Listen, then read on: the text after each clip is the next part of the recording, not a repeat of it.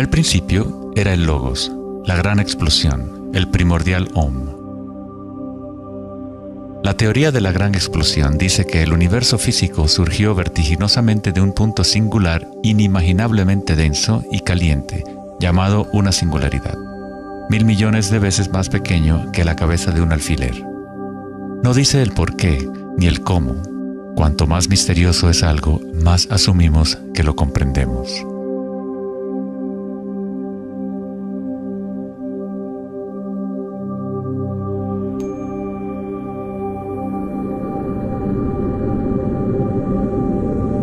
Antes se pensaba que la gravedad haría que se desacelerara eventualmente la expansión del universo, o que lo contraería en una gran implosión. Sin embargo, las imágenes del telescopio Hubble demuestran que la expansión del universo parece estar acelerándose, expandiéndose más y más desde su origen en la gran explosión. De alguna manera, hay más masa en el universo de la cual la física había predicho. Para justificar la masa perdida, los físicos dicen ahora que el universo está compuesto de solamente 4% de materia atómica, o lo que nosotros consideramos materia normal. 23% del universo es materia oscura y 73% es energía oscura, lo cual antes pensábamos que era espacio vacío. Es como un sistema nervioso invisible que recorre el universo conectando todas las cosas.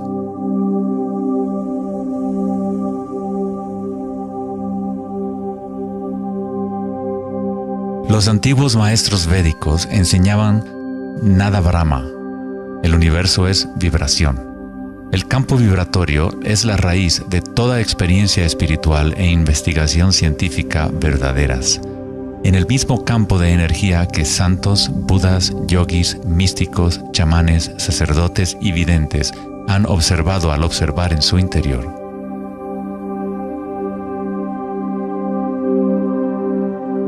Se le ha denominado Akasha, el primordial Om, la red de joyas de Indra, la música de las esferas y miles de otros nombres a través de la historia.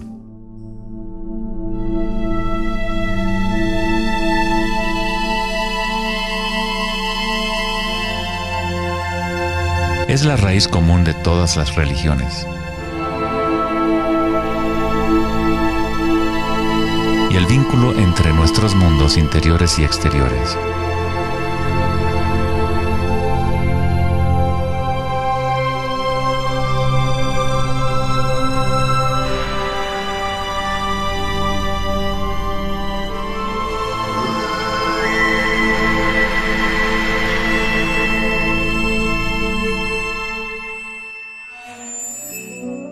En el siglo III, el budismo Mahayana describió una cosmología no muy diferente a la física más avanzada de hoy en día.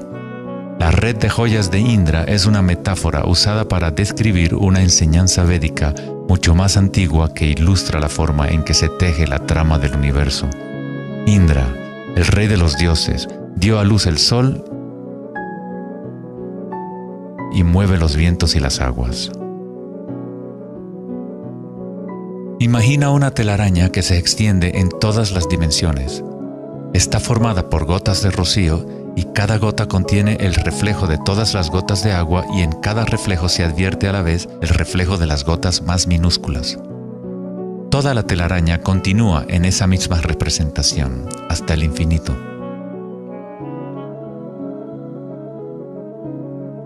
La red de Indra podría ser descrita como un universo holográfico, donde hasta el más mínimo rayo de luz contiene el patrón completo de la totalidad. Se hace referencia a veces al científico serbio-americano Nikola Tesla como el hombre que inventó el siglo XX. Tesla fue el responsable del descubrimiento de la electricidad de corriente alterna y muchos otros inventos que ahora son parte de la vida cotidiana. Debido a su interés en las antiguas tradiciones védicas, Tesla se encontraba en una posición única para comprender la ciencia a través de un modelo tanto oriental como occidental. Como todos los grandes científicos, Tesla investigó profundamente los misterios del mundo exterior, pero también observó profundamente su interior. Al igual que los antiguos yogis, Tesla utilizó el término akasha para describir el sentido etéreo que se extiende a lo largo de todo. Tesla estudió con Swami Vivekananda, un yogi que trajo las enseñanzas antiguas de India al occidente. En las enseñanzas védicas, akasha es el espacio en sí, el espacio que los otros elementos llenan, que existe simultáneamente con la vibración. Son inseparables. Akasha es el yin del yang del prana.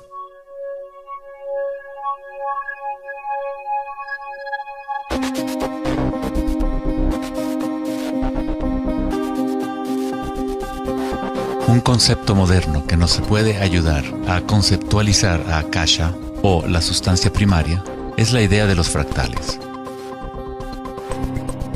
No fue sino hasta la década de los 80 que los avances en las computadoras nos permitieron visualizar y reproducir en realidad matemática los patrones de la naturaleza. El término fractal fue acuñado en 1980 por el matemático Benoit Mandelbrot, que estudió ciertas ecuaciones matemáticas simples de cuando se repiten, producen una serie interminable de cambios en las formas matemáticas o geométricas dentro de un marco limitado. Son limitadas, pero al mismo tiempo infinitas.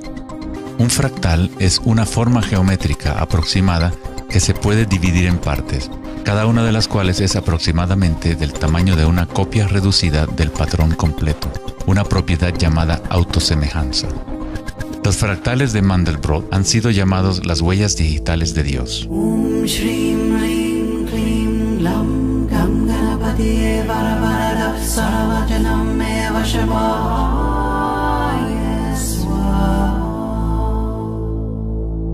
Estás viendo obras de arte creadas por la propia naturaleza.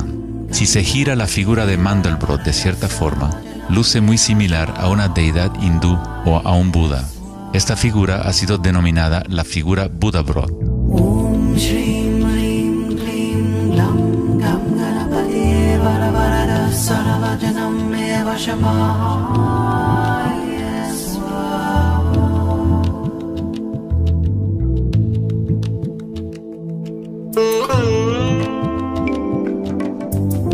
Si nos fijamos en algunas formas de arte y arquitectura antigua, veremos que los humanos hemos asociado la belleza y lo sagrado con patrones fractales desde hace ya mucho tiempo.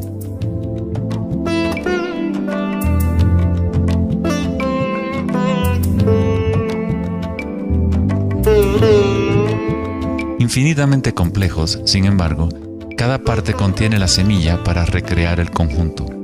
Los fractales han cambiado el punto de vista de los matemáticos respecto a la percepción y el funcionamiento del universo. Con cada nuevo nivel de aumento surgen diferencias del original. El cambio y la transformación constante ocurren a medida que atravesamos el nivel de un detalle fractal a otro. Esta transformación es el espiral cósmico, la inteligencia intrínseca de la matriz del espacio-tiempo.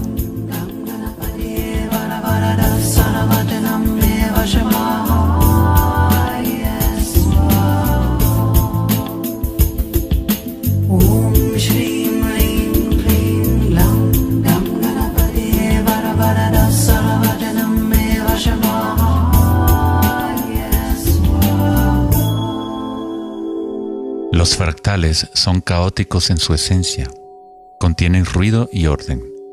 Cuando nuestras mentes reconocen o definen un patrón, nos enfocamos en él como si fuera una cosa. Tratamos de encontrar los patrones que consideramos bellos, pero a fin de sostenerlos en nuestras mentes, debemos apartar el resto del fractal.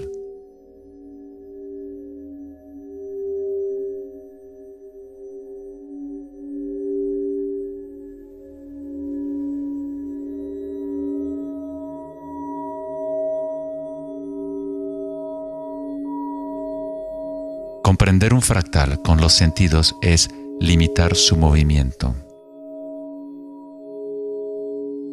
Toda la energía del universo es neutral, atemporal y carece de dimensiones.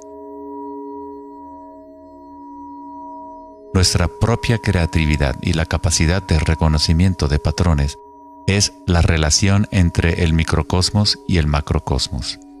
el mundo eterno de las ondas y el sólido mundo de las cosas. La observación es un acto de creación a través de las limitaciones inherentes del pensamiento.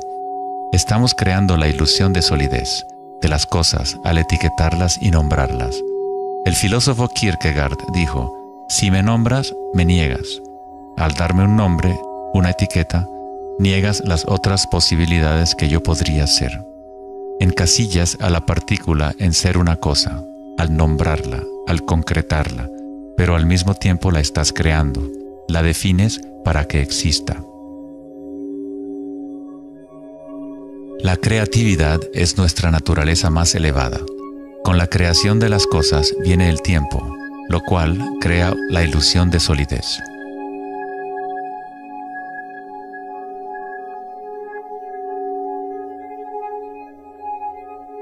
Einstein fue el primer científico en comprender que lo que nosotros consideramos espacio vacío no es la nada, posee propiedades y casi incalculables cantidades de energía son parte intrínseca de la naturaleza del espacio. El famoso físico Richard Feynman dijo en una ocasión: hay suficiente energía en un solo metro cúbico de espacio para hervir todos los océanos del mundo. Los meditadores avanzados saben que en el silencio se encuentra el mayor poder. Buda tenía otro término para la sustancia primaria. La llamaba kalapas. Las kalapas son como partículas u ondas minúsculas que están surgiendo y desapareciendo miles de millones de veces por segundo.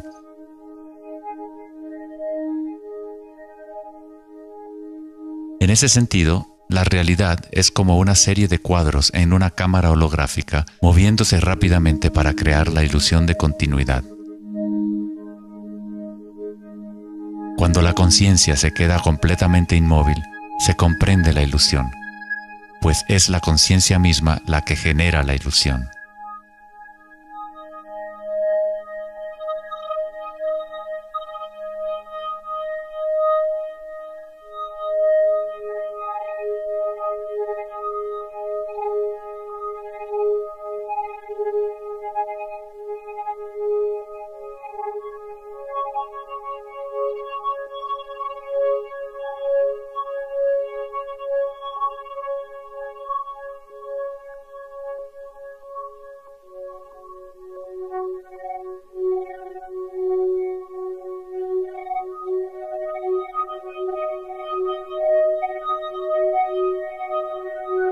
En las tradiciones antiguas orientales se sabía desde hace miles de años que todo es vibración. Nada Brahma, el universo es sonido. La palabra nada significa sonido o vibración y Brahma es el nombre de Dios. Brahma, al mismo tiempo, es el universo y es el creador. El artista y el arte son inseparables.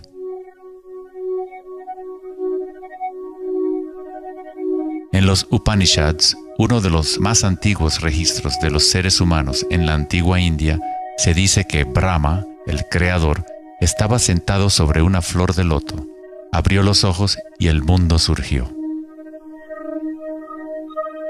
Brahma cierra sus ojos y un mundo entero cesa de existir. Algunos místicos, yogis y sabios han sostenido que hay un campo a nivel de la raíz de la conciencia, el campo akáshico o los registros akáshicos, donde toda la información, todas las experiencias pasadas, presentes y futuras existen ahora y siempre. Es este campo o matriz de la que surgen todas las cosas. Desde las partículas subatómicas, las galaxias, las estrellas, los planetas y toda la vida.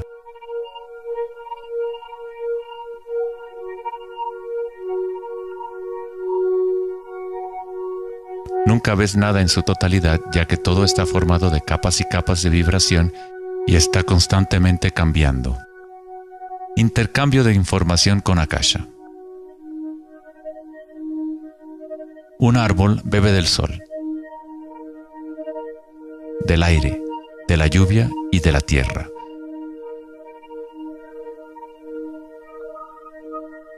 Un mundo de energía entra y sale de esta cosa llamada árbol. Cuando la mente pensante permanece en calma, observas la realidad tal como es. Todos los aspectos en conjunto, el árbol, el cielo y la tierra, la lluvia y las estrellas no están separadas. La vida y la muerte, el yo y el otro no están separados. Así como la montaña y el valle son inseparables. En las tradiciones indígenas de los Estados Unidos y en otras tradiciones indígenas, se dice que cada cosa tiene espíritu, lo cual es otra forma de decir, todo está conectado con la única fuente de vibración. Hay una conciencia, un campo, una fuerza que se mueve a través de todo.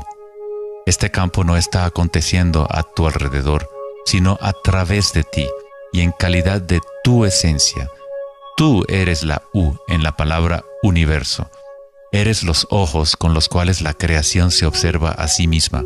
Cuando te despiertas de un sueño, te das cuenta que todo lo del sueño era parte de ti. Tú lo estabas creando. Es igual para lo que llamamos la vida real. Cada uno y cada cosa eres tú. La única conciencia mirando a través de cada ojo, bajo cada roca,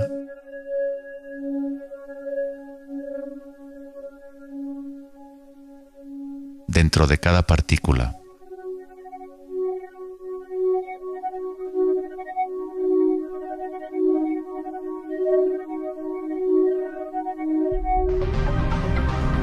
Los investigadores internacionales del CERN, el Laboratorio Europeo de Física de Partículas, están buscando este campo que se extiende a lo largo de todas las cosas. Pero en lugar de mirar hacia adentro, miran al mundo físico externo. Científicos del laboratorio CERN en Ginebra, Suiza, anunciaron que habían encontrado el bosón de Higgs, o la partícula de Dios.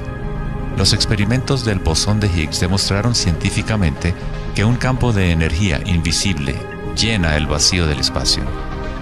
El gran colisionador de hadrones del CERN consiste en un anillo de 17 millas de circunferencia en la que dos haces de partículas corren en direcciones opuestas, convergiendo y estrellándose casi a la velocidad de la luz.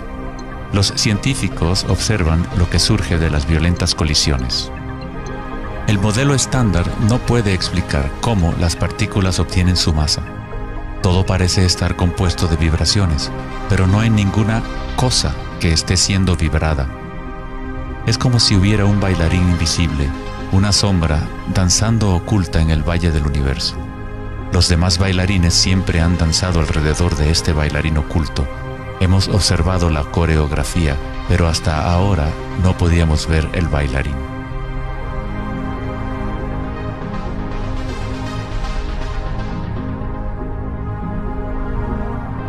La denominada partícula de Dios, las propiedades de la materia básica del universo, el núcleo de toda la materia que constituiría la masa y la energía inexplicable que acciona la expansión del universo.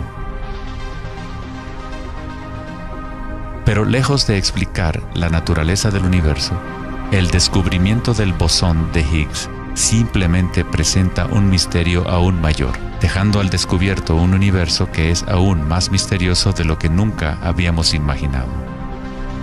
La ciencia se acerca al umbral entre la conciencia y la materia. El ojo con el cual observamos el campo primordial y el ojo con el cual el campo nos observa son uno y el mismo.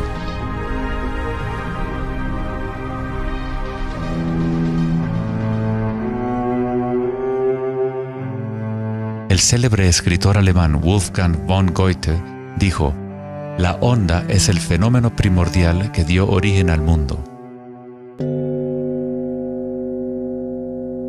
La simática es el estudio del sonido visible.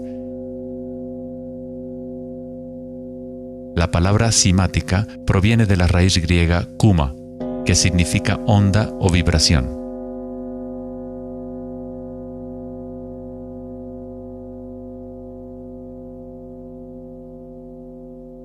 Uno de los primeros científicos occidentales que estudió con seriedad el fenómeno de las ondas fue Ernst Chladni, un músico y físico alemán que murió en el siglo XVIII.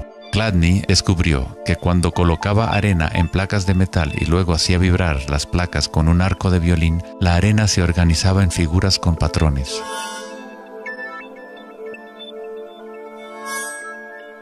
Diferentes formas geométricas aparecían dependiendo de la vibración producida. Chladni registró un catálogo completo de estas formas que se conocen como las figuras de Chladni. Muchos de estos patrones se pueden encontrar en todo el mundo de la naturaleza. Es el caso de las marcas distintivas de la tortuga o los patrones de manchas del leopardo.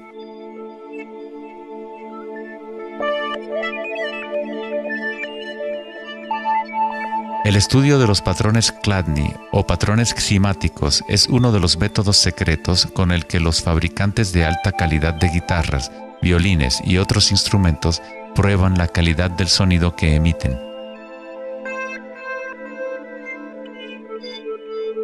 Hans Jenny expandió el trabajo de Chladni en los años 60 usando varios líquidos y amplificación electrónica para generar frecuencias de sonido, y así acuñó el término ximática. Si se envían ondas sinusoidales simples a través de un recipiente con agua, se pueden ver los patrones en el agua. Dependiendo de la frecuencia de la onda, aparecerán diferentes patrones de ondas. Cuanto más elevada sea la frecuencia, más complejo será el patrón. Estas formas son repetibles, no aleatorias.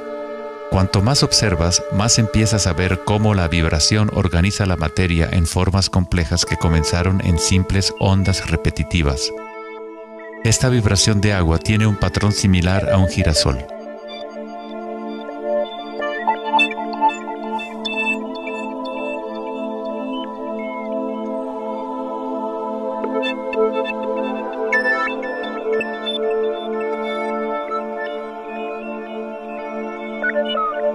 Tan solo cambiando la frecuencia de sonido se obtiene un patrón diferente.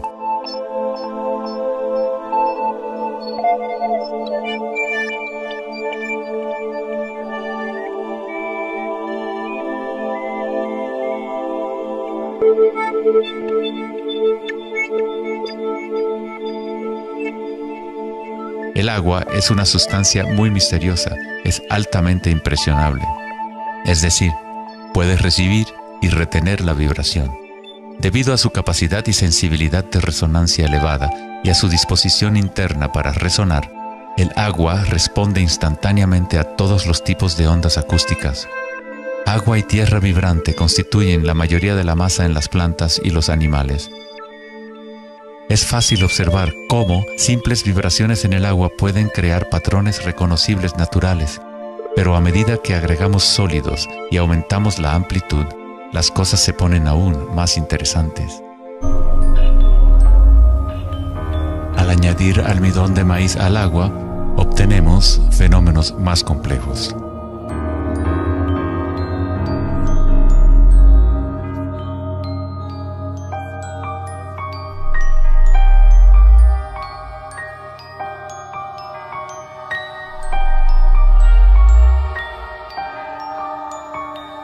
Tal vez, los principios de la vida en sí se pueden observar conforme las vibraciones mueven la burbuja de almidón de maíz en lo que parece ser un organismo en movimiento.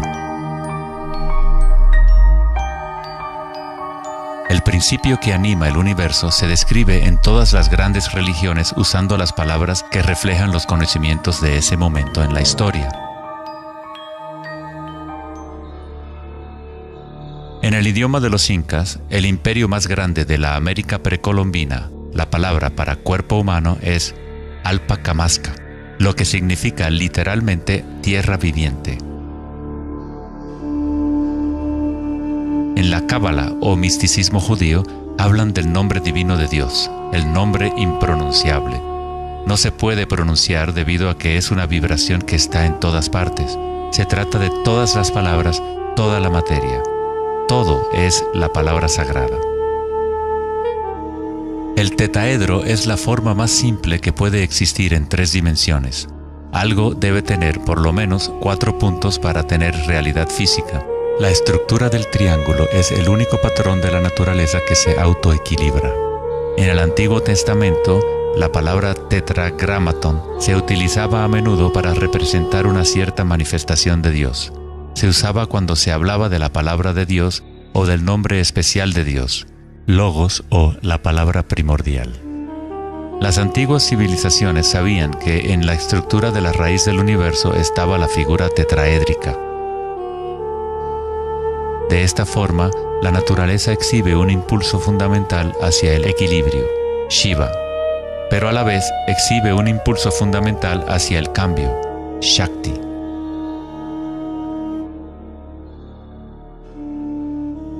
En la Biblia, el Evangelio de Juan dice comúnmente, en el principio era la palabra, pero en el texto original el término utilizado fue logos.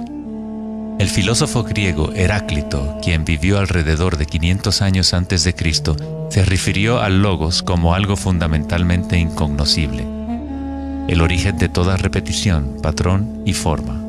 Los filósofos estoicos que siguieron las enseñanzas de Heráclito identifican el término con el principio inspirador divino que impregna el universo.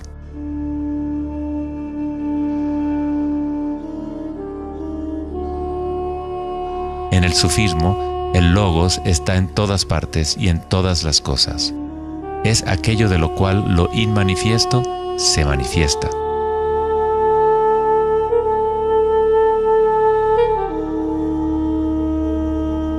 En la tradición hindú, Shiva Nataraja significa literalmente Señor de la danza. El cosmos entero danza al tambor de Shiva. Todo está imbuido o impregnado con la pulsación. El mundo puede seguir evolucionando y cambiando solo mientras Shiva siga danzando. De otra forma, colapsa de regreso a la nada. Mientras que Shiva representa nuestra conciencia de espectadores, Shakti es la sustancia o la materia del mundo. Mientras que Shiva yace en meditación, Shakti trata de incitarlo a la danza. Como el yin y el yang, el bailarín y el baile existen como uno.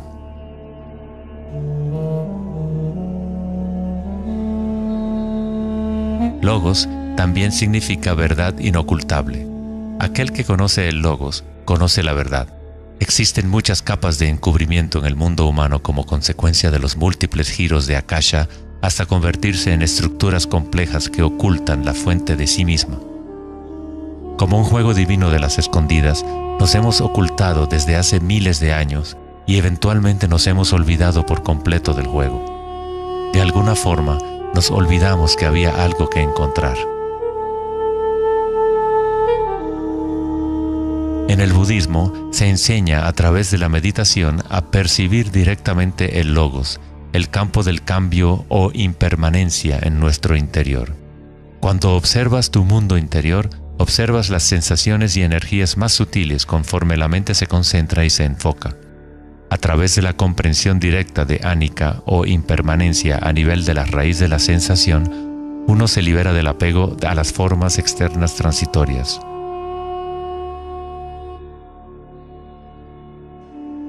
Una vez que tomamos conciencia de que hay un campo vibratorio que es la raíz común de todas las religiones, ¿cómo podemos decir mi religión? O este es mi Om primordial, mi campo cuántico.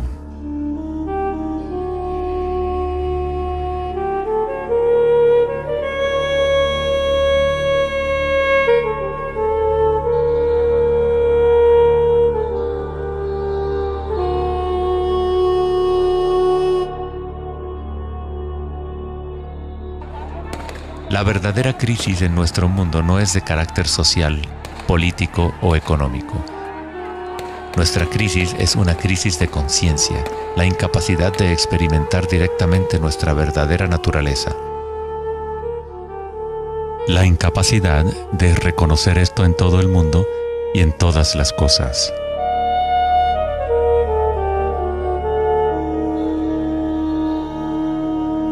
En la tradición budista, el bodhisattva es la persona con una naturaleza búdica despierta.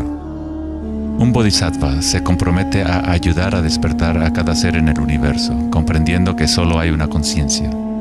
Para despertar el verdadero ser, uno debe despertar a todos los seres.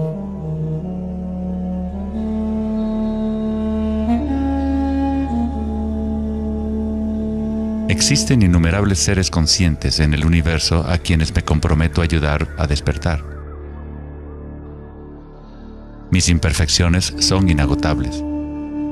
Prometo vencerlas todas. El Dharma es inescrutable. Me comprometo a conocerlo. El camino a despertar es inalcanzable. Me comprometo a alcanzarlo.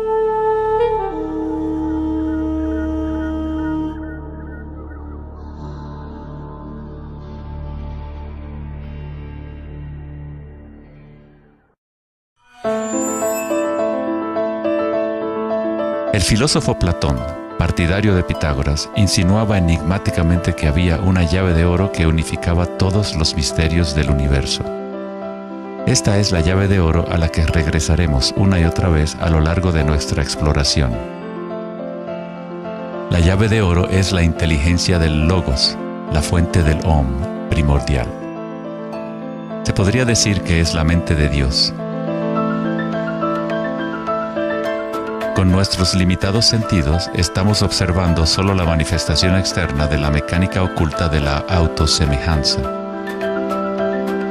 La fuente de esta simetría divina es el misterio más grande de nuestra existencia.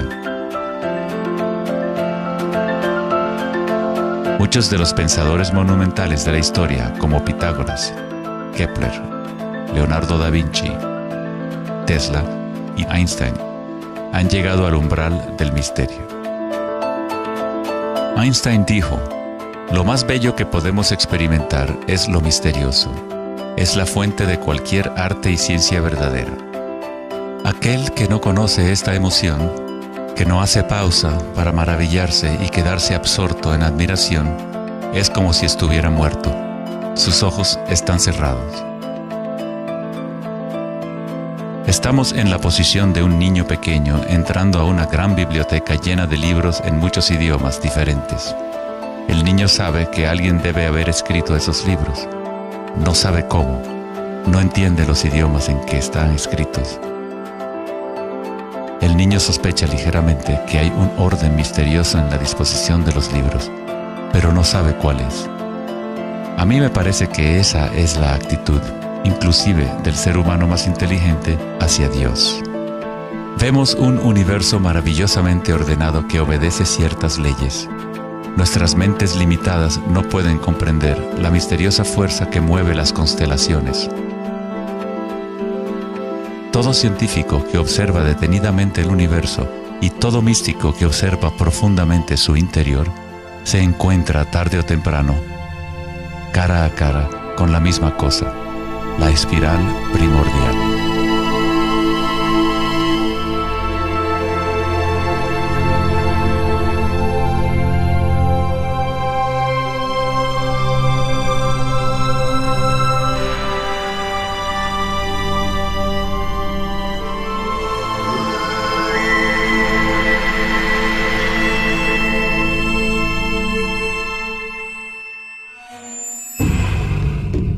Mil años antes de la creación del antiguo observatorio de Stonehenge, la espiral era un símbolo predominante en la Tierra. Las espirales antiguas se pueden encontrar por todas partes del mundo. Miles de espirales antiguas como estas se pueden encontrar en toda Europa, Nuevo México y Utah en Estados Unidos, Australia, China y Rusia, en virtualmente todas las culturas indígenas de la Tierra.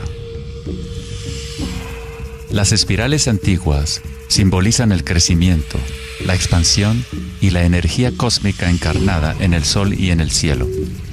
La forma espiral refleja el macrocosmos del universo mismo revelándose. En las tradiciones indígenas, la espiral es la fuente energética, la madre primordial. Las espirales neolíticas de Newgrange, Irlanda, se remontan a 5000 años.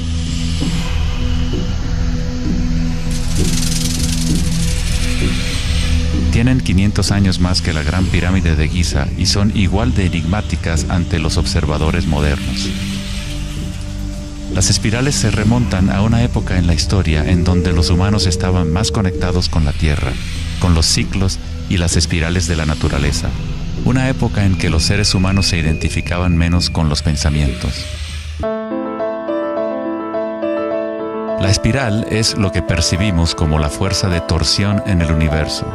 El prana, o fuerza creativa, hace girar a Akasha en una secuencia de formas sólidas. Se encuentra en todos los niveles entre el macrocosmos y el microcosmos, desde las galaxias espirales hasta los sistemas meteorológicos, el agua en tu bañera y tu ATM.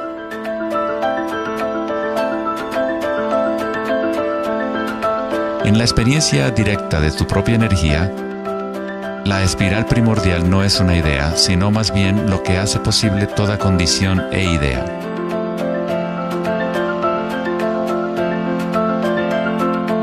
Varios tipos de espirales y hélices se encuentran en todo el mundo de la naturaleza. Caracoles,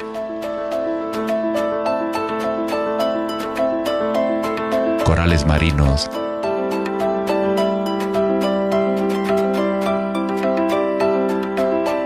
telarañas,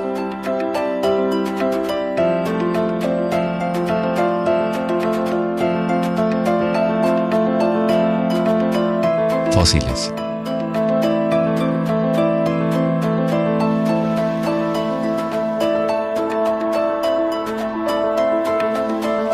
En las colas de los caballitos de mar,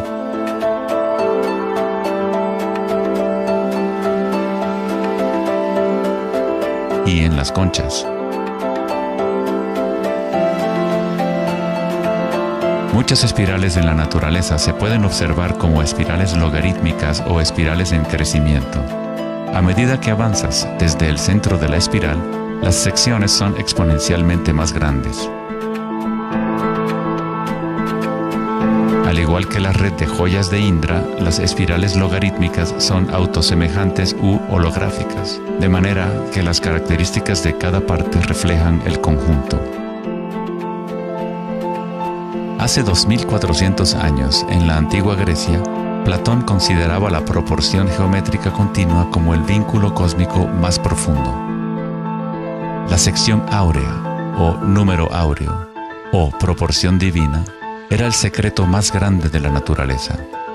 La sección áurea puede expresarse como la relación de A más B a A es igual a la relación de A a B. Para Platón, el alma del mundo se vincula en una sola resonancia armónica.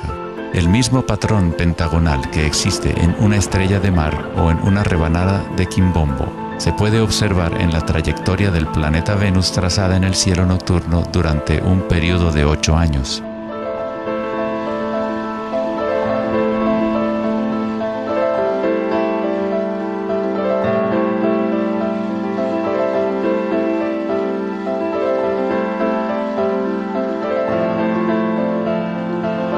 Se observa en el mundo inteligible de las formas en el cielo y en el mundo visible de los objetos materiales en la tierra, a través de este principio de la autosemejanza geométrica. Desde los patrones autosemejantes del brócoli romanesco hasta las ramas de las galaxias, las espirales logarítmicas son patrones omnipresentes y arquetípicos. Nuestra galaxia de la Vía Láctea tiene varias ramas espirales logarítmicas con una pendiente de unos 12 grados. Cuanto mayor la pendiente de la espiral, más compactos son los giros. Al observar una planta que crece a intervalos de tiempo en un video, uno es testigo de su danza con la espiral de la vida.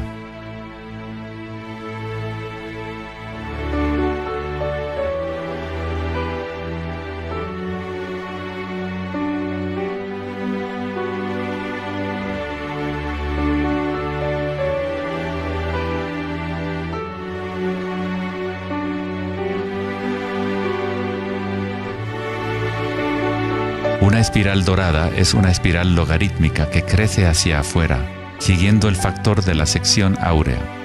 La sección áurea es una relación matemática especial que aparece una y otra vez en la naturaleza. El patrón que se observa a continuación se denomina la serie de Fibonacci o la secuencia de Fibonacci. La serie de Fibonacci se desarrolla de tal manera que cada número es la suma de los dos números anteriores. El matemático y astrónomo alemán Kepler descubrió que patrones autosemejantes de espirales son observables de la manera en la cual las hojas están dispuestas en los tallos de las plantas, o en el orden de los pétalos y los capullos de las flores. Leonardo da Vinci observó que el espacio en las hojas tenía a menudo forma de patrones espirales. Estos patrones se llaman filotaxis o patrones de disposición de las hojas.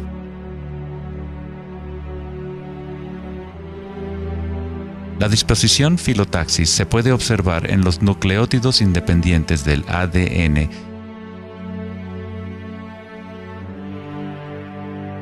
y en todo, desde los árboles genealógicos de conejos reproductores hasta en las piñas del pino, de los cactus a los copos de nieve, y en organismos simples como las diatomeas. Las diatomeas son uno de los tipos más comunes de fitoplancton, organismos unicelulares que sirven de alimento a numerosas especies en la cadena alimenticia.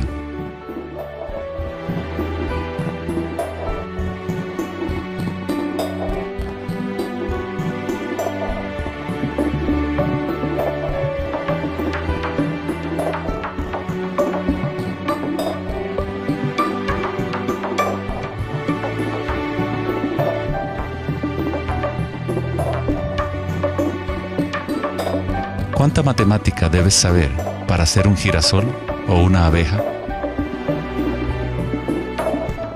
La naturaleza no consulta al departamento de física para producir un brócoli.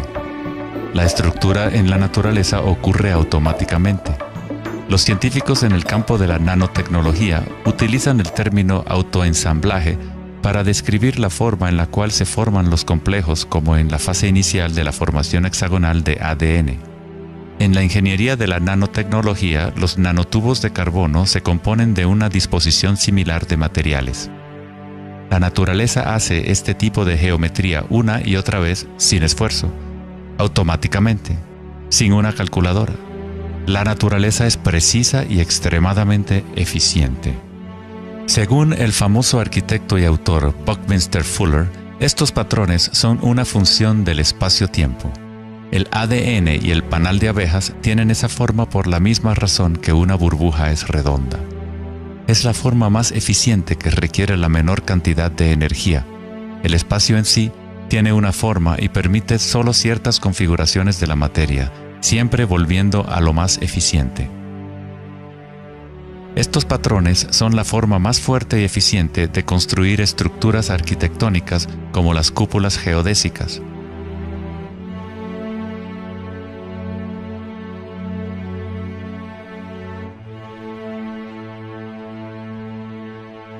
Los patrones de espirales logarítmicas permiten la exposición máxima de las plantas a los insectos para la polinización. La máxima exposición a la luz solar y la lluvia que les permite llevar el agua de manera eficiente y en espiral hacia sus raíces. Las aves rapaces utilizan el patrón de espiral logarítmica para acechar a su próxima presa. Volar en espiral es la forma más eficiente de cazar.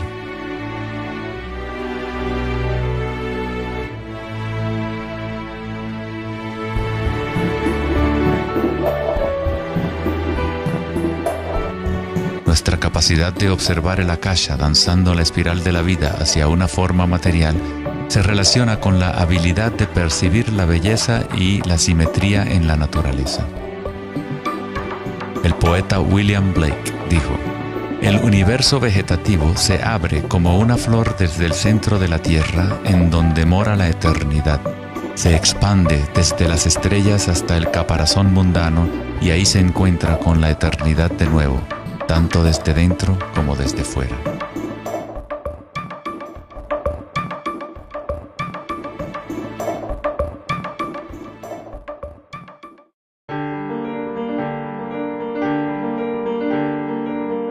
estudio de los patrones en la naturaleza no es algo familiar en el mundo occidental, pero en la antigua China, esta ciencia es conocida como Li. El Li refleja el orden dinámico y el patrón en la naturaleza. Pero no es considerado algo estático, congelado o inmutable como un mosaico. Es un patrón dinámico que se materializa en todos los seres vivos.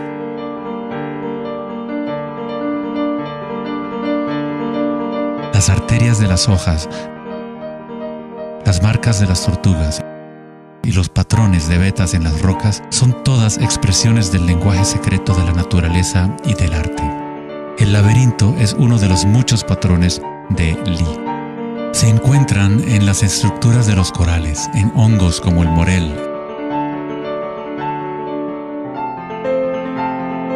en coles y en el cerebro humano. El patrón celular es otro patrón común en la naturaleza. Existe una gran variedad de diferentes estructuras celulares, pero todas tienen un orden similar definido según su propósito y función.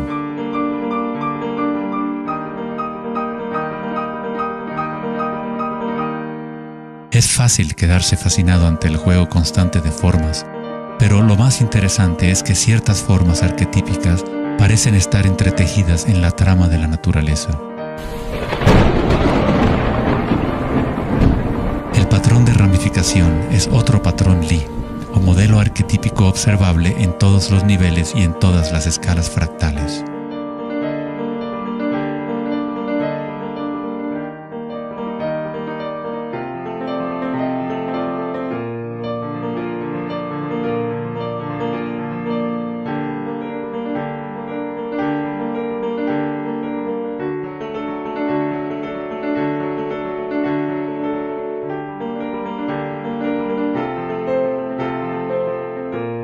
Tomemos, por ejemplo, esta imagen increíble de una simulación de computadora conocida como la simulación del milenio, que muestra la distribución de la materia oscura en el universo local.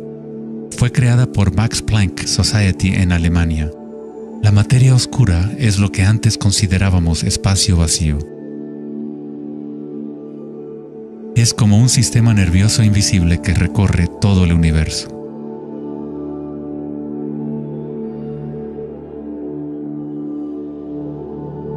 El universo es literalmente como un cerebro gigante. Está constantemente utilizando un tipo de energía oscura u oculta que solo hasta ahora la ciencia empieza a entender. A través de esta red inmensa, la insondable energía se mueve proporcionando el impulso para la expansión y el crecimiento del universo.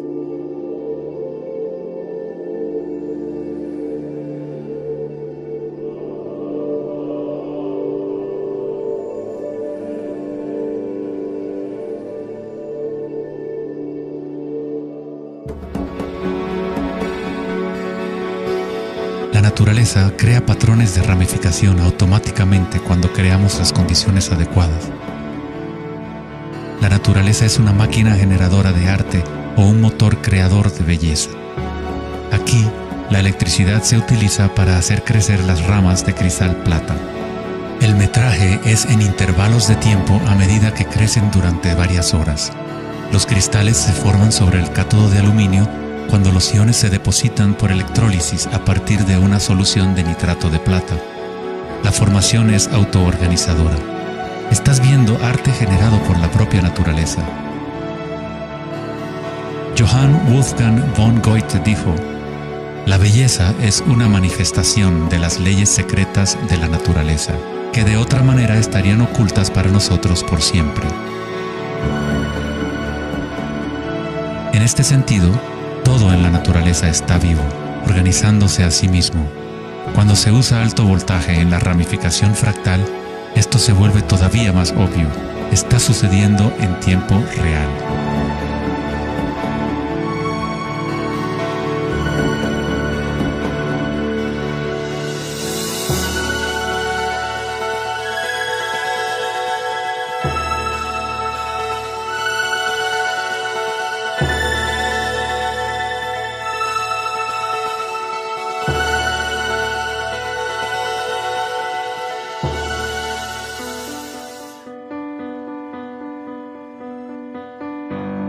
cuerpo humano se encuentran patrones y estructuras ramificadas por todas partes. Son, por supuesto, el sistema nervioso de la medicina occidental. Pero en la medicina china, ayurvédica y tibetana, los meridianos de energía son un componente esencial para entender cómo funciona el cuerpo. Los nadis o meridianos de energía forman estructuras ramificadas. Una autopsia no revelará los chakras o nadis, pero eso no quiere decir que no existen. Es necesario refinar las herramientas que usamos para poder observar. En primer lugar, debes aprender a acallar tu mente. Solo entonces podrás ver estas cosas primero en tu interior. En la teoría eléctrica, cuanta menos resistencia haya en un cable, más fácilmente puede transportar energía. Al cultivar la ecuanimidad a través de la meditación, se crea un estado de no resistencia en tu cuerpo. Prana o chi, o energía interna, es simplemente tu vitalidad interior. Lo que sientes cuando tomas conciencia desde el interior del cuerpo. Los hilos sutiles de tu cuerpo que transportan el prana, los nadis, logran mover más y más energía pránica a través de los chakras. El cableado se hace más fuerte a medida que lo usas, pues permites que la energía fluya. Donde quiera que haya conciencia, el chi o energía comenzará a fluir y prosperarán las conexiones físicas. En el sistema nervioso y el cerebro, los patrones físicos de cableado se establecen por repetición. Si prestas atención continuamente a lo que está en tu interior y reduces la resistencia a las sensaciones que están experimentando, incrementas tu capacidad energética.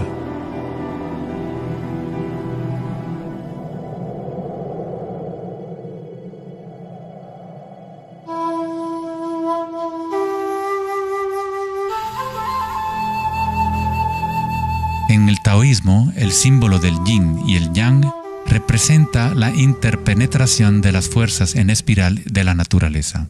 El yin y el yang no son dos y no es uno.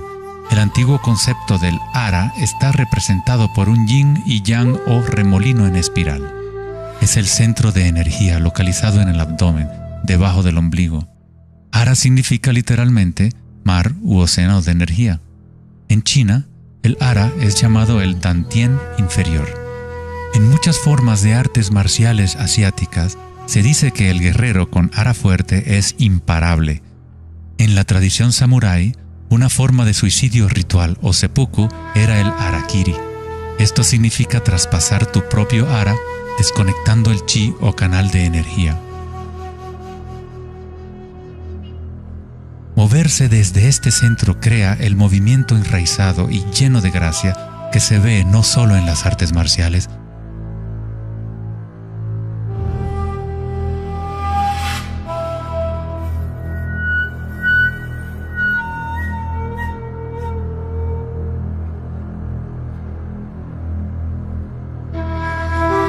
sino en grandes golfistas,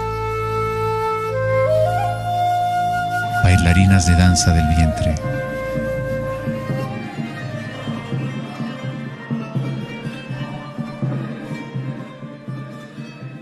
Y derviches giradores sufíes. La esencia del ara es la cultura de la conciencia disciplinada, enfocada en un solo punto, la quietud del ojo del huracán.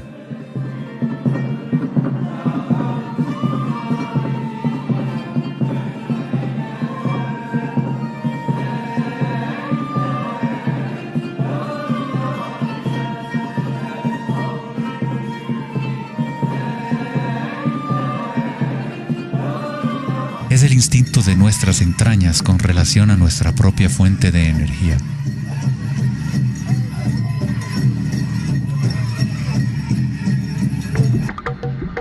Una persona con buena ara está conectada con la tierra y con la sabiduría intuitiva que conecta a todos los seres.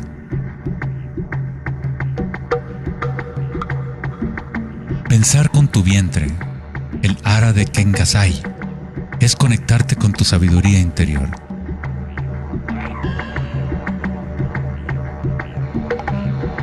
Los antiguos aborígenes australianos se concentraban en la misma zona justo debajo del ombligo, donde el cordón de la gran serpiente arcoíris yacía enroscada. Una vez más, una representación de energía evolutiva en la humanidad. No es casualidad que es en el ara donde comienza la nueva vida.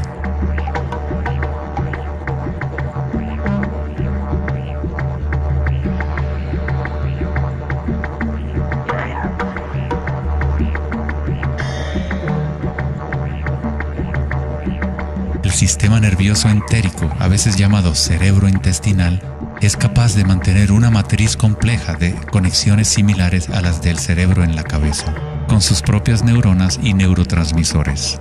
Puede actuar de forma autónoma, es decir, con su propia inteligencia. Se podría decir que el cerebro intestinal es una versión fractal del cerebro de la cabeza, o tal vez el cerebro de la cabeza es una versión fractal del cerebro intestinal. Un oso sano tiene un ara fuerte.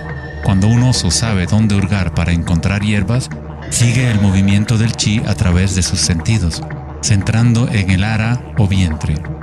Esta es la conexión del oso con la cabaña de los sueños, el lugar en las tradiciones indígenas de donde proviene todo el conocimiento y regresa hacia la espiral de la vida.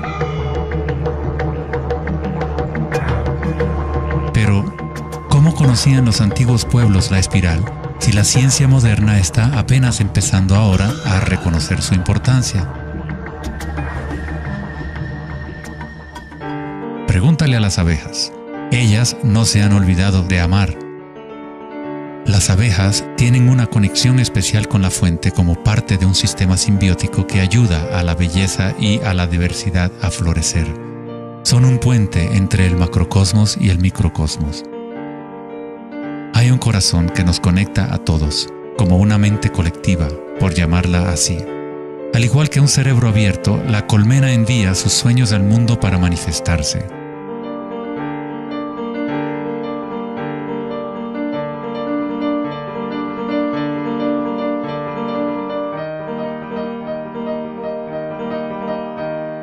En la naturaleza, muchas criaturas saben cómo actuar en el unísono para moverse con un solo espíritu, en una sola dirección.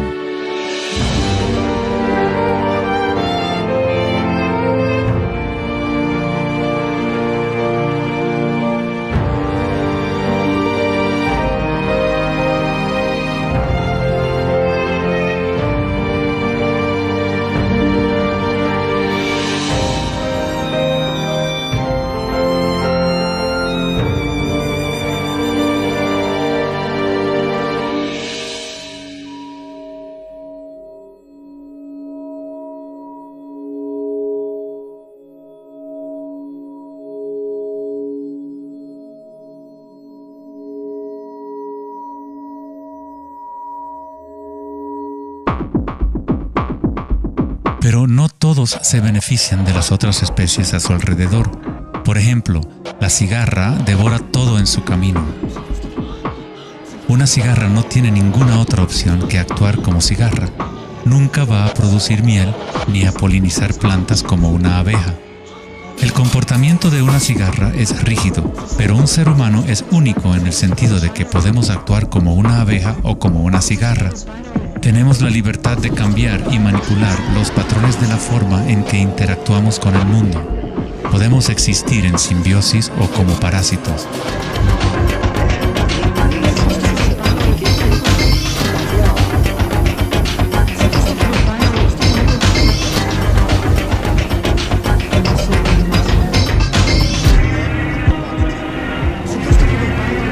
Hoy en día, los seres humanos tratan de entender la espiral con la mente racional, pero nunca ha sido el pensamiento el que nos conecta con la espiral de la vida.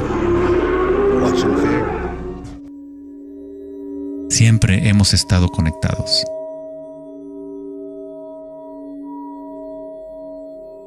El pensamiento ha sido lo que nos ha mantenido en la ilusión de la separación dentro de nuestras propias identidades.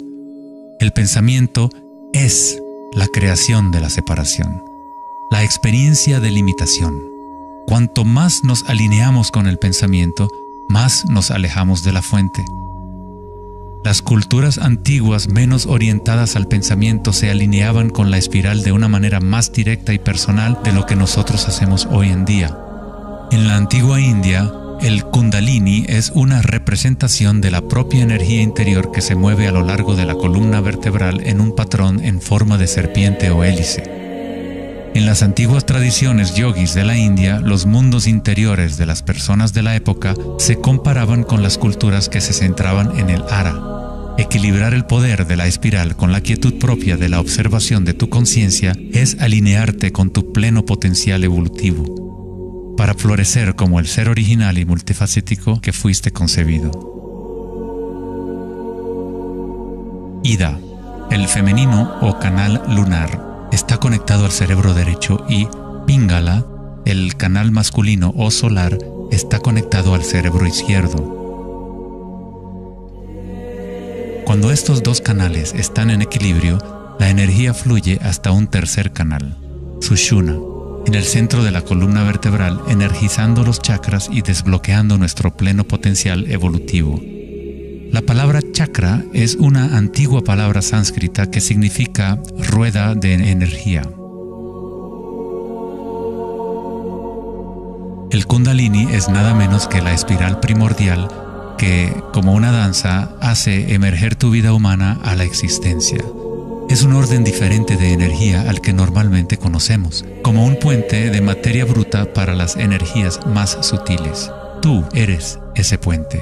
El Kundalini no es una energía que pueda ser forzada a través de la voluntad, el esfuerzo ni la fricción. Es similar a cultivar una flor.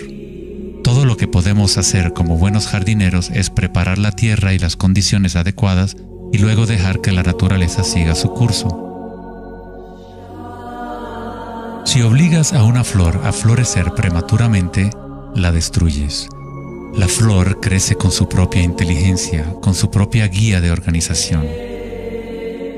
La mentalidad egoica que se obsesiona con el mundo exterior es lo que te impide experimentar tu verdadera naturaleza vibratoria. Cuando la conciencia se vuelca hacia el interior, se asemeja a los rayos del sol y comienza a florecer el loto interior. Conforme el Kundalini despierta en nuestro interior, comenzamos a notar el distintivo de la espiral en todas las cosas. En todos los patrones internos y externos, esta espiral es el vínculo entre nuestros mundos interiores y exteriores.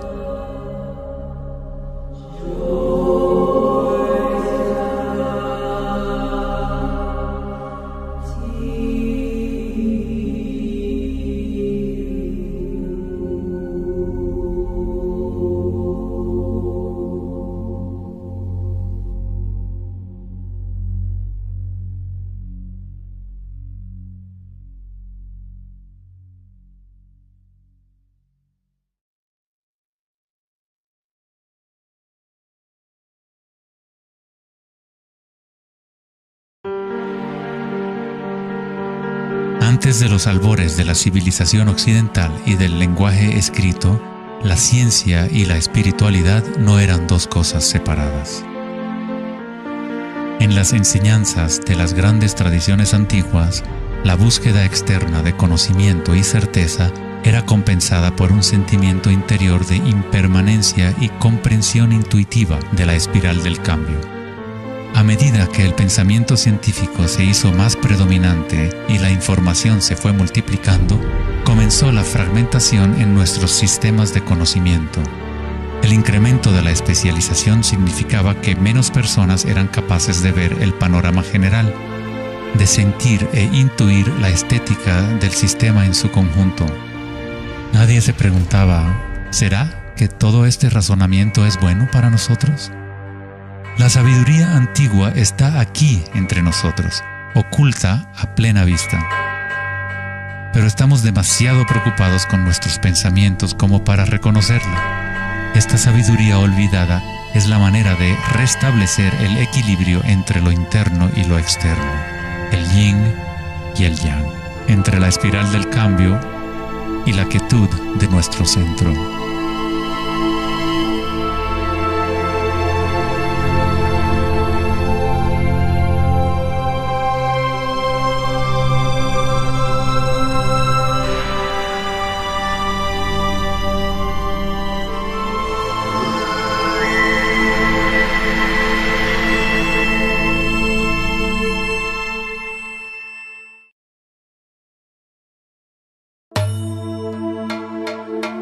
la leyenda griega, Asclepio era hijo de Apolo y dios de la medicina.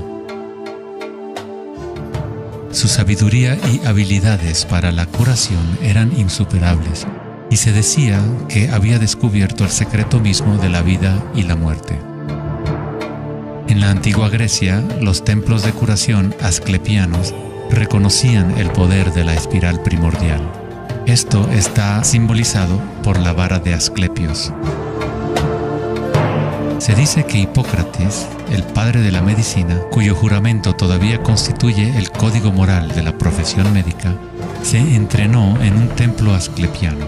Hasta el día de hoy, este símbolo de nuestra energía evolutiva se mantiene como el logotipo de la Asociación Médica Americana y otras organizaciones médicas en todo el mundo.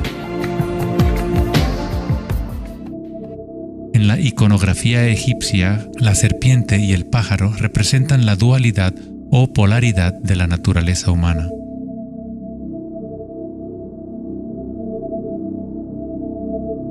La serpiente en dirección descendiente es la espiral manifestada y la energía evolutiva del mundo.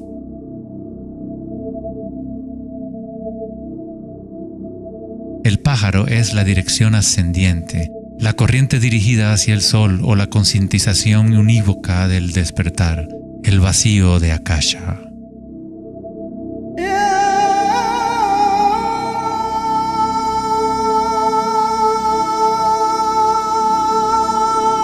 Faraones y dioses son representados con su energía despierta, en donde la serpiente Kundalini asciende por la columna vertebral y traspasa el chakra Ajna entre los ojos. Esto se denomina el ojo de Horus. En la tradición hindú, el bindi también representa el tercer ojo, la conexión divina con el espíritu.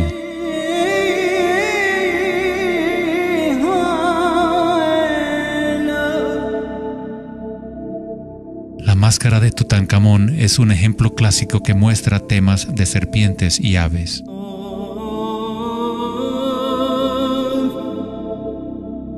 Las tradiciones mayas y aztecas combinan a la serpiente y al pájaro en un solo dios, Quetzalcóatl o Kukulcán.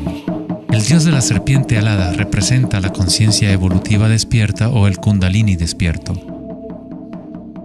La persona que despierta a Quetzalcóatl en su interior es una manifestación viviente de lo divino. Se dice que Quetzalcóatl o la energía de la serpiente regresará al final de los tiempos.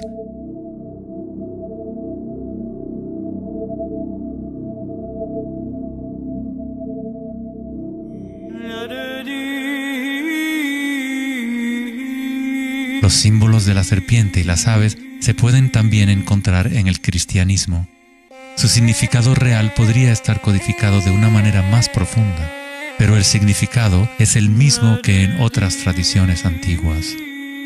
En el cristianismo, el pájaro o paloma que se ve a menudo sobre la cabeza de Cristo representa al Espíritu Santo o Kundalini Shakti a medida que asciende al sexto chakra y más allá.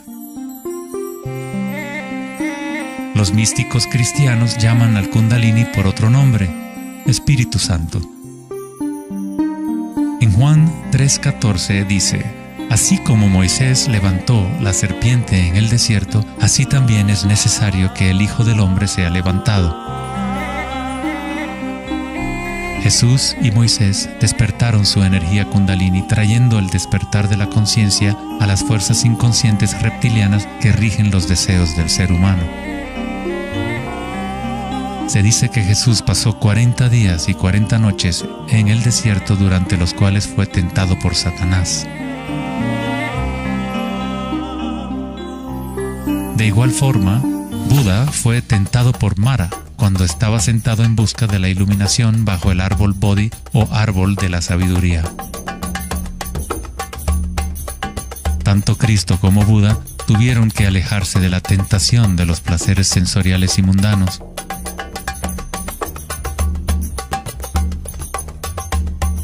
En ambas historias, el demonio es la personificación de los propios apegos.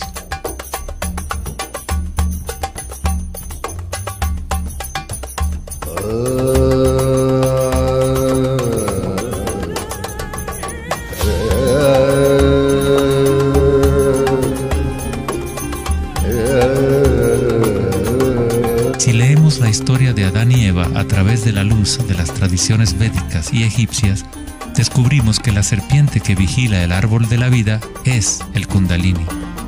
La manzana representa el encanto y la tentación del mundo sensorial externo. Distrayéndonos del conocimiento del mundo interior, del árbol del conocimiento interior,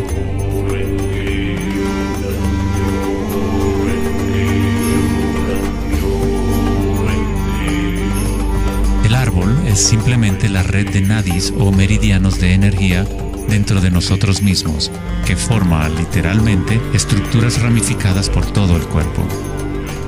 En nuestra búsqueda egoica de gratificación externa, nos hemos separado del conocimiento del mundo interior, de nuestra conexión a Akasha y a la fuente de la sabiduría.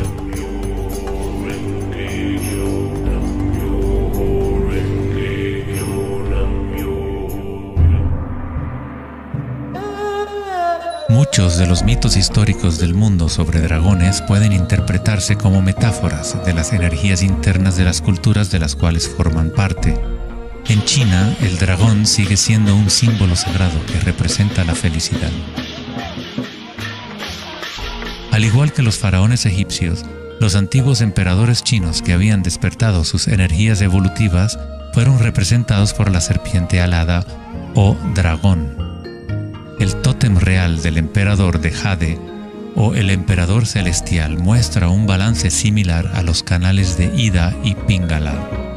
El yin y el yang del taoísmo es el despertar del centro pineal, o como lo denomina el taoísmo, el Dantien superior.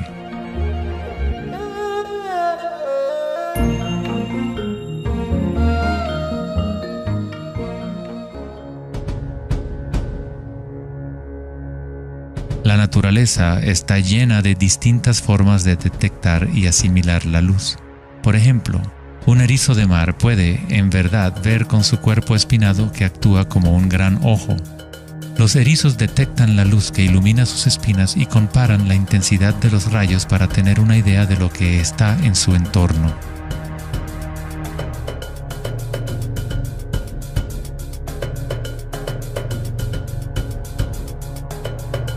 Las iguanas verdes y otros reptiles tienen un ojo parietal o glándula pineal en la parte superior de la cabeza que utilizan para detectar depredadores desde arriba.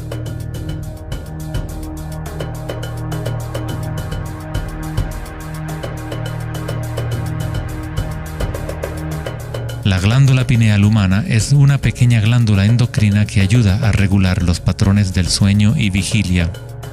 A pesar de que está oculta profundamente en la cabeza, la glándula pineal es sensible a la luz.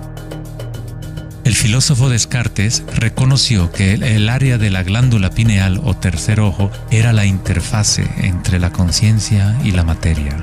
Casi todo es simétrico en el cuerpo humano. 2 ojos, 2 oídos, 2 fosas nasales. Incluso el cerebro tiene 2 hemisferios. Pero hay un área en el cerebro que no se duplica. Es el área de la glándula pineal y el centro energético que lo rodea. En un nivel físico, ahí se forman naturalmente moléculas únicas como el DMT. El DMT también se forma naturalmente en el momento del nacimiento y en el momento de la muerte, actuando literalmente como un puente único entre el mundo de los vivos y de los muertos. El DMT se produce de forma natural en los estados de meditación profunda o samadhi o a través de medios enteógenos. Por ejemplo, la ayahuasca es usada en tradiciones chamánicas de América del Sur para eliminar el velo entre los mundos internos y externos. La palabra pineal en sí tiene la misma raíz que la piña del pino, pues la glándula pineal representa un patrón espiral de filotaxis similar. Este modelo, que también conocido como flor del patrón de vida, es común en obras de arte antiguas que representan seres iluminados o despiertos. Cuando la imagen de la piña del pino se observa en formas de artes sacras, representa el despertar del tercer ojo, la conciencia unívoca que dirige el flujo de energía evolutiva. La piña del pino representa el florecimiento de los chakras superiores que se activan mientras Sushumna se eleva hasta el chakra Ajna y más allá. En la mitología griega, los seguidores de Dionisio llevaban una panícula o báculo gigante, envuelto en hojas enredadera en espiral y una piña de pino en el extremo superior. Una vez más, representa la energía de Dionisio o Kundalini Shakti, mientras asciende por la columna vertebral al cuerpo pineal del sexto chakra. En el corazón del Vaticano, tal vez esperarías ver una gigantesca escultura de Jesús o María, y en su lugar hay una estructura de piña de pino gigante, lo que indica que en la historia cristiana pudo haber habido conocimiento de los chakras y el Kundalini, pero por alguna razón se mantuvo oculto de las masas. La explicación oficial de la Iglesia es que la piña del pino es un símbolo de regeneración y representa la nueva vida en Cristo.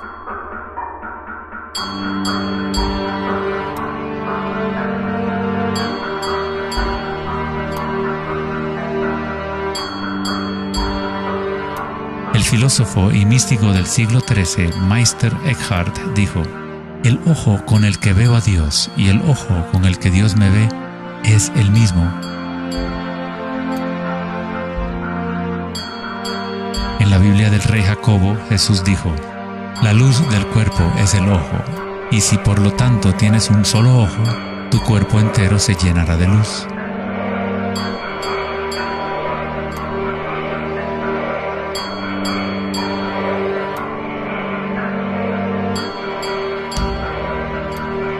Buda dijo: "El cuerpo es el ojo". En estado de Samadhi, uno es a la vez el observador y el observado. Somos el universo consciente de sí mismo.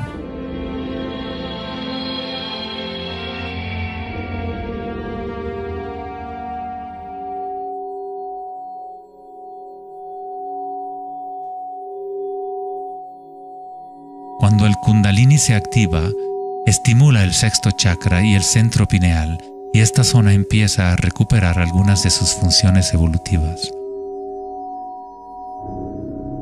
La meditación en la oscuridad ha sido utilizada durante miles de años como una forma de activar el sexto chakra en el área de la glándula pineal. La activación de este centro nos permite ver la luz interior. Ya sea el yogi proverbial o el chamán en retiro profundo en una cueva, un taoísta, un iniciado maya o un monje tibetano, todas las tradiciones incorporan un periodo de tiempo durante el cual uno entra en la oscuridad. La glándula pineal es la puerta a la experiencia directa de la propia energía sutil.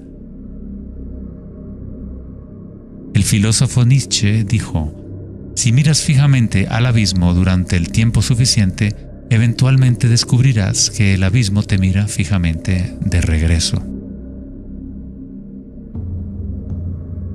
Los dólmenes o las antiguas tumbas en formas de pórtico se encuentran entre las estructuras más antiguas que quedan en la Tierra.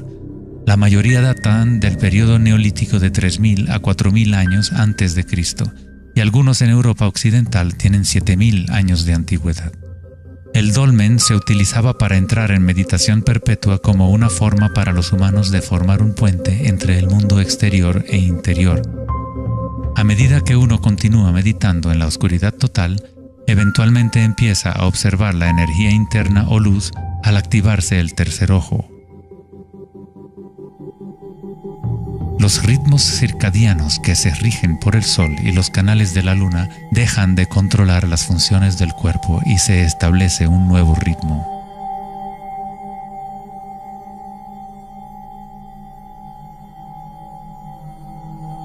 El séptimo chakra ha sido representado por el símbolo Om desde hace miles de años, un símbolo construido por signos sánscritos que representan los elementos. Cuando el Kundalini se eleva más allá del sexto chakra, se empieza a crear un halo de energía. Los halos aparecen constantemente en las pinturas religiosas de diferentes tradiciones en todas partes del mundo.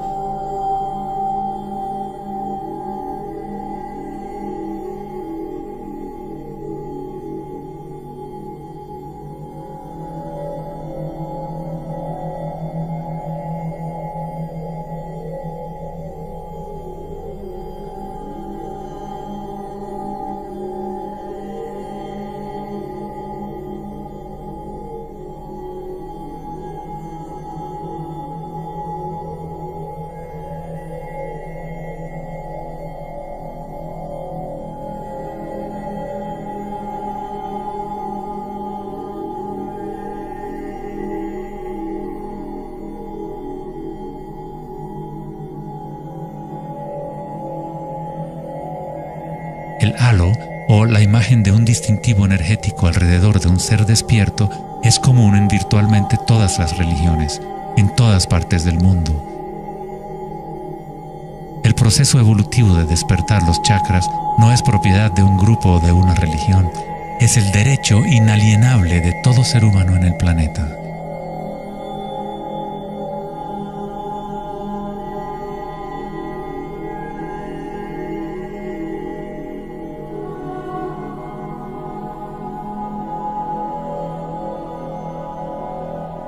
El chakra de la corona es la conexión con lo divino, aquello que está más allá de la dualidad, más allá del nombre y la forma. Akenatón fue un faraón cuya esposa era Nefertiti. Era llamado el Hijo del Sol. Él descubrió Atón, o la palabra de Dios en su interior, uniendo el Kundalini y la conciencia.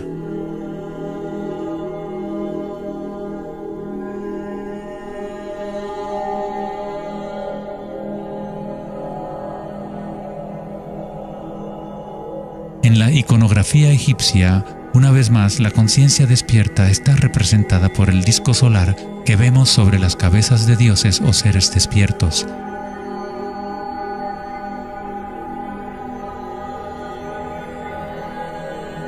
En las tradiciones hindú y yógica, se denomina Sahasrara a ese halo, el loto de 1000 pétalos.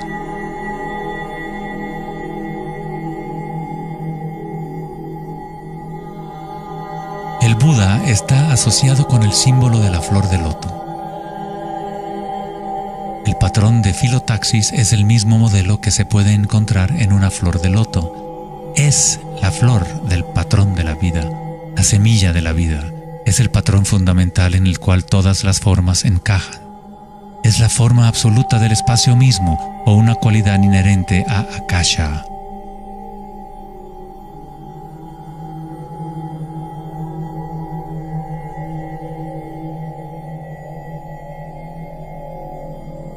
En un momento de la historia, el símbolo de la flor de la vida predominaba por toda la tierra.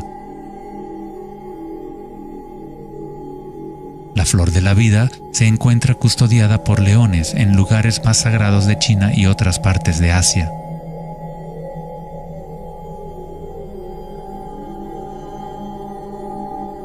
Los 64 hexagramas del I Ching a menudo rodean el símbolo yin-yang, que es otra forma de representación de la flor de la vida. En el interior de la flor de la vida está la base geométrica de todos los sólidos platónicos, de esencialmente cualquier forma que pueda existir. La antigua flor de la vida empieza con la geometría de la estrella de David, o triángulos con sus caras hacia arriba y hacia abajo. En tridimensional serían estructuras tetaédricas. Este símbolo es un yantra, una especie de programa que existe en el universo, la máquina que genera nuestro mundo fractal. Los yantras se han utilizado como herramientas para despertar la conciencia durante miles de años. La forma visual del yantra es una representación externa de un proceso interno de desarrollo espiritual.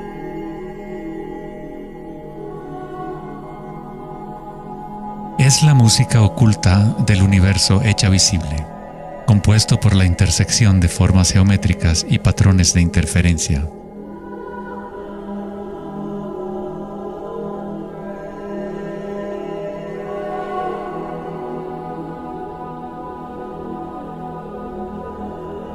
Cada chakra es un loto, un yantra, un centro psicofisiológico a través del cual el mundo puede ser experimentado.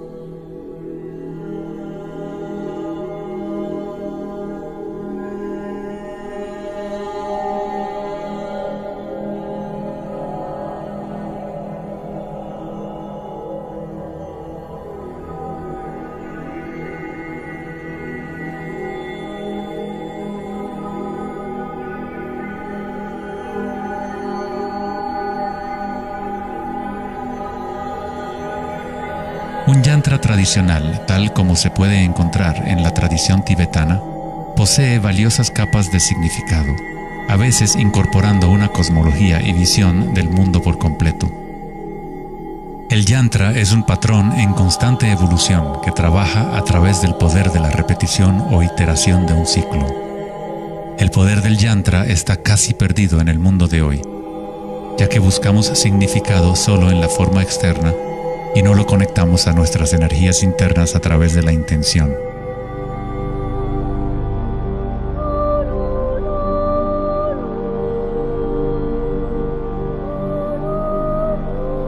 Hay una buena razón por la cual sacerdotes, monjes y yogis han sido tradicionalmente célibes. Hoy en día, apenas una fracción conoce la razón de su celibato, pues el verdadero propósito se ha perdido. En pocas palabras, si tu energía se va a consumir en producir más espermatozoides u óvulos, según sea el caso, no queda suficiente para impulsar la ascensión del Kundalini que activa los chakras superiores.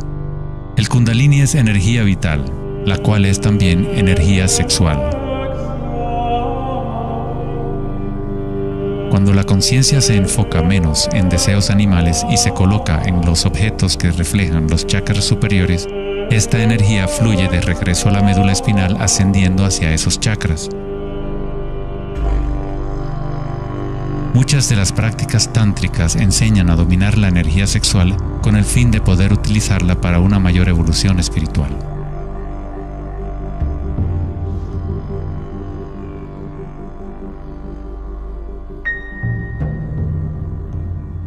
Tu estado de conciencia crea las condiciones adecuadas para que tu energía pueda crecer. Entrar en un estado de conciencia no requiere de tiempo. Como dice Eckhart Tolle, la conciencia y la presencia siempre suceden en el ahora. Si estás tratando de hacer que algo suceda, entonces estás creando resistencia hacia lo que es. Es la eliminación de toda resistencia lo que permite que la energía evolutiva se desarrolle. En la tradición yógica antigua, las posturas de yoga se han utilizado para preparar el cuerpo para la meditación. El Hatha Yoga nunca fue enseñado como un régimen de ejercicio, sino como una forma de conectar nuestro mundo interior y exterior. La palabra sánscrita Hatha proviene de las raíces Sol A y Luna Ta. En el Yoga Sutra original de Patanjali, el propósito de las 8 ramas del yoga es igual al noble sendero de 8 facetas del Buda, para la liberación del sufrimiento. Cuando las polaridades del mundo dual están en equilibrio, surge un tercer elemento. Nos encontramos con la misteriosa llave dorada que abre las fuerzas evolutivas de la naturaleza. Esta síntesis de los canales del Sol y la Luna es nuestra energía evolutiva.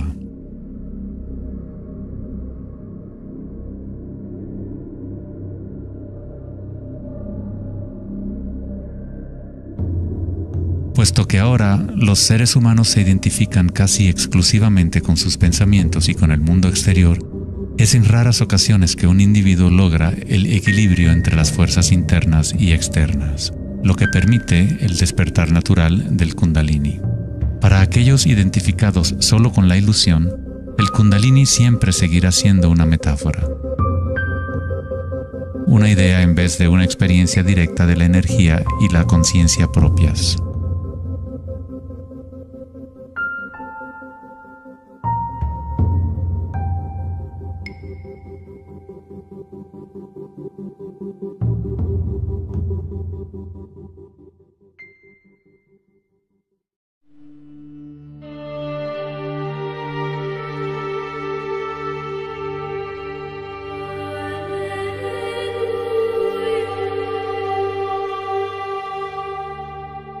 La vida, la libertad y la búsqueda de la felicidad.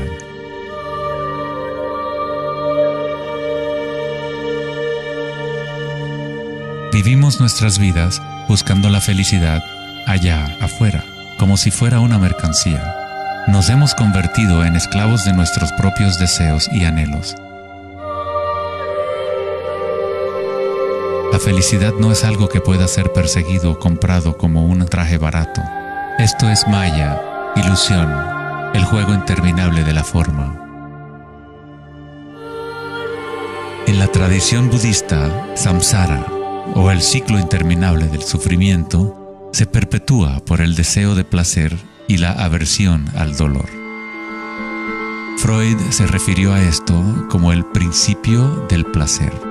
Todo lo que hacemos es un intento de crear placer para obtener algo que deseamos o para evitar algo que no es deseable, que no queremos. Incluso un organismo simple como el paramecio hace esto. Esto se llama respuesta al estímulo. A diferencia de un paramecio, los humanos tenemos más posibilidades de elección. Somos libres para pensar, y ahí radica el problema. Es pensar en lo que deseamos, lo que se ha salido de control.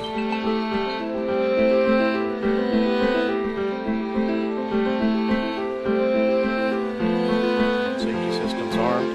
10, 9, 8, 7, 6, 5, 4, 3, 2, 1, 0, and liftoff of Endeavour, going where East and West do meet at the International Space Station. El dilema de la sociedad moderna es que tratamos de entender el mundo no en términos de conciencia interna arcaica, sino cuantificando y calificando lo que percibimos como el mundo externo, a través de medios científicos y mentales. Pensar solo ha llevado a pensar más y a formular más preguntas.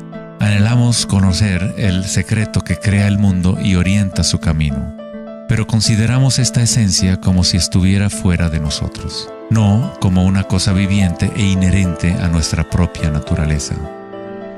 Fue el famoso psiquiatra Carl Jung quien dijo: aquel que mira hacia afuera sueña, aquel que mira hacia adentro despierta.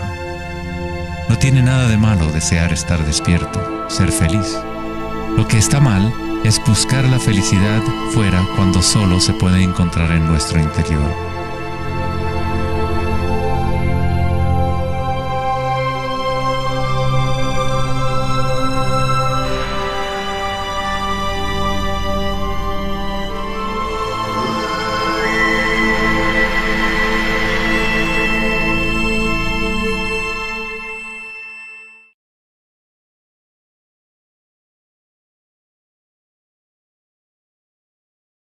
Más allá del pensamiento. El 4 de agosto de 2010, en la conferencia Techonomy en Lake Tahoe, en California, Eric Schmidt, director ejecutivo de Google, mencionó una estadística asombrosa. Cada 2 días creamos la misma cantidad de información que hemos creado desde los albores de la civilización hasta el año 2003. Es algo así como 5 exabytes de datos. Nunca en la historia de la humanidad hemos usado tanto la mente y nunca había habido tanta confusión en el planeta. ¿Podría ser que cada vez que pensamos en una solución a un problema, creamos 2 problemas más? ¿De qué sirve pensar tanto si no conduce a una mayor felicidad? ¿Somos más felices? ¿Más ecuánimes? ¿Más alegres como resultado de tanto pensar? O quizás nos aísla, nos desconecta de una experiencia más profunda y más significativa de la vida.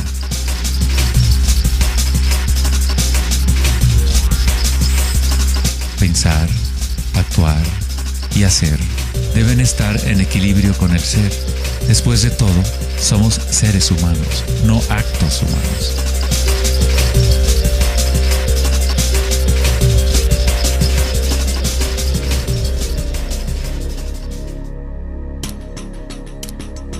Queremos un cambio y queremos estabilidad al mismo tiempo. Nuestros corazones se han desconectado de la espiral de la vida, de la ley del cambio, mientras nuestras mentes pensantes nos conducen hacia la estabilidad, la seguridad y la pacificación de los sentidos. Con una fascinación morbosa, observamos asesinatos, tsunamis, terremotos y guerras. Constantemente tratamos de ocupar nuestra mente, llenándola de información. Programas de televisión transmitiendo de cada dispositivo imaginable, juegos y rompecabezas, mensajes de texto y todas las trivialidades posibles. Nos dejamos fascinar con la corriente infinita de nuevas imágenes, nuevas informaciones, nuevas formas de provocar y pacificar nuestros sentidos. los momentos de reflexión interior, nuestro corazón nos dirá que hay algo más en la vida que nuestra realidad actual, que vivimos en un mundo de espíritus hambrientos, siempre anhelando más y nunca satisfechos.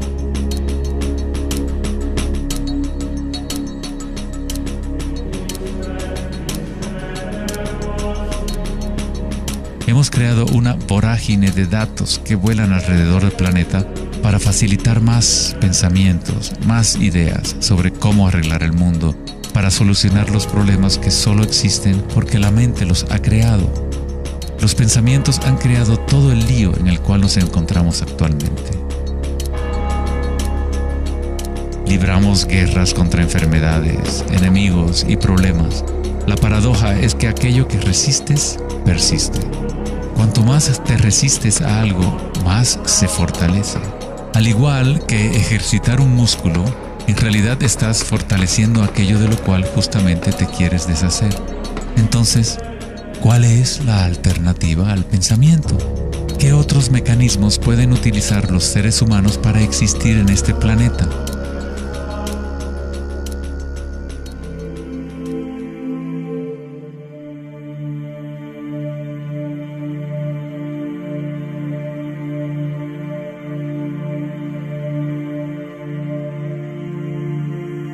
Mientras que la cultura occidental en los últimos siglos se ha centrado en la exploración de lo físico mediante el uso del pensamiento y el análisis, otras culturas antiguas han desarrollado tecnologías igualmente sofisticadas para explorar el espacio interior. Es la pérdida de nuestra conexión con nuestro mundo interior lo que ha creado un desequilibrio en nuestro planeta. El antiguo inquilino, «Conócete a ti mismo», ha sido reemplazado por el deseo de experimentar en el mundo externo de la forma. Responder a la pregunta ¿quién soy? No es simplemente una cuestión de describir lo que está en tu tarjeta de presentación. En el budismo, no eres el contenido de tu conciencia. No eres apenas una colección de pensamientos o ideas, porque detrás de los pensamientos está aquel que está siendo testigo de los pensamientos.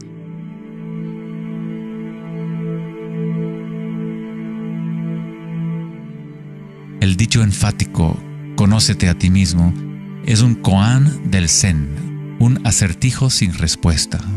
Como un perro persiguiendo su cola, es solo la identidad del ego que quiere encontrar una respuesta, un propósito.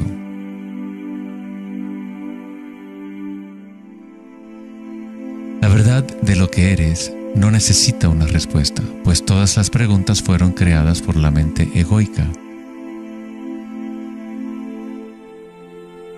No eres tu mente.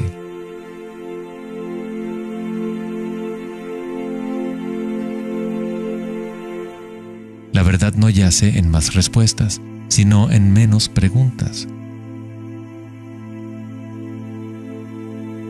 Como dijo Joseph Campbell, no creo que la gente esté buscando el significado de la vida, más bien buscan la experiencia de estar vivos.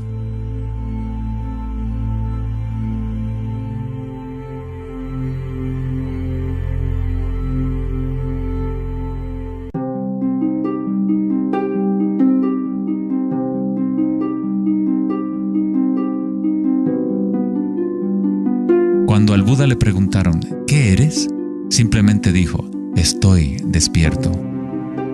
¿Qué quiere decir eso, estar despierto?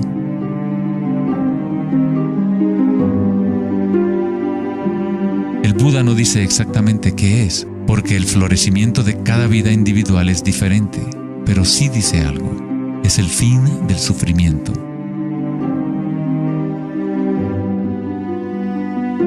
Toda tradición religiosa importante tiene un nombre para el estado de estar despierto: cielo, nirvana o moksha.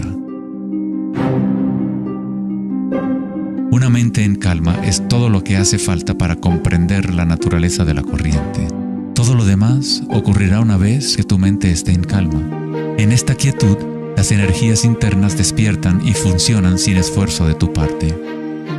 Como dicen los taoístas, el chi sigue a la conciencia. Al permanecer en calma, uno empieza a escuchar la sabiduría de las plantas y los animales, los quietos susurros de los sueños y se aprende el sutil mecanismo por el cual los sueños se manifiestan en forma material. En el Tao Te Ching, este tipo de vida se llama Wei Wu Wei, hacer, no hacer. El Buda habló del camino intermedio como el sendero que conduce a la iluminación. Aristóteles escribió el justo medio, el punto medio entre dos extremos, como un sendero de belleza, sin demasiado esfuerzo ni tampoco muy poco. Yin y Yang en equilibrio perfecto.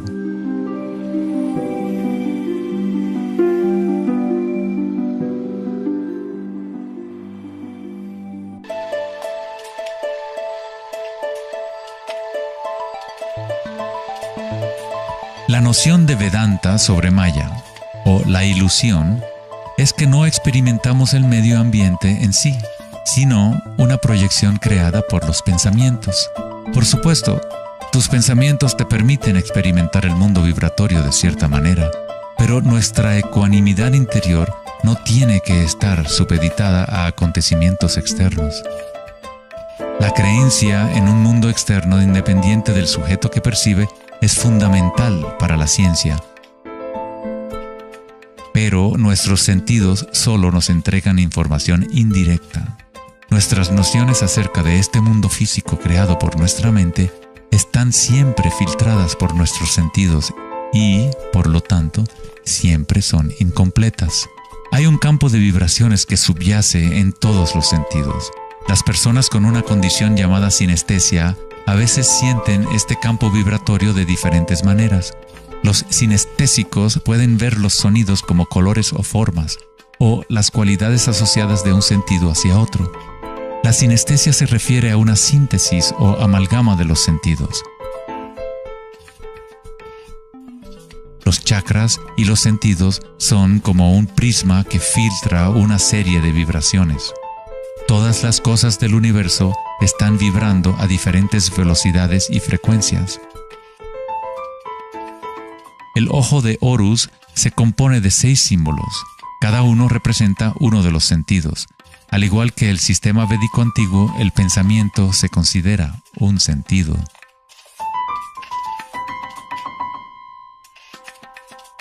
Los pensamientos se perciben simultáneamente como sensaciones que se experimentan en el cuerpo. Surgen de la misma fuente vibratoria. El pensamiento es simplemente una herramienta, uno de los 6 sentidos. Pero lo hemos llevado a un estado tan elevado que nos identificamos con nuestros pensamientos. El hecho de que no identificamos el pensamiento como uno de los 6 sentidos es muy significativo. Estamos tan inmersos en nuestros pensamientos que al tratar de explicar el pensamiento como un sentido, es como explicarle a un pez el agua. ¿Agua? ¿Qué agua?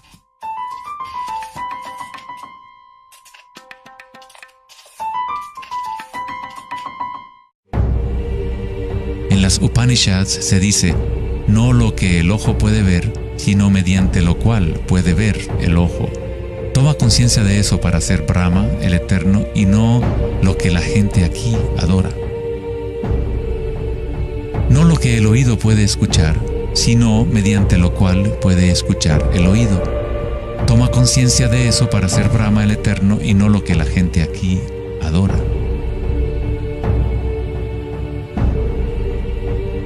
No lo que el habla puede iluminar, sino mediante lo cual el habla puede iluminarse. Toma conciencia de eso para ser Brahma, el Eterno, y no lo que la gente aquí adora.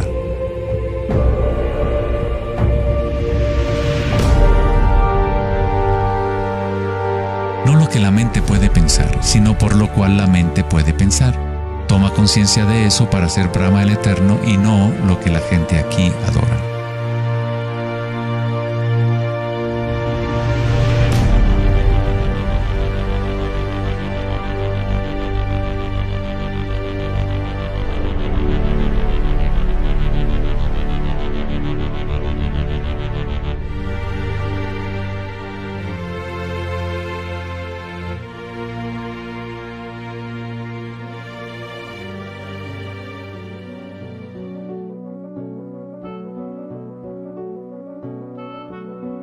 la última década, grandes avances se han llevado a cabo en el ámbito de la investigación cerebral.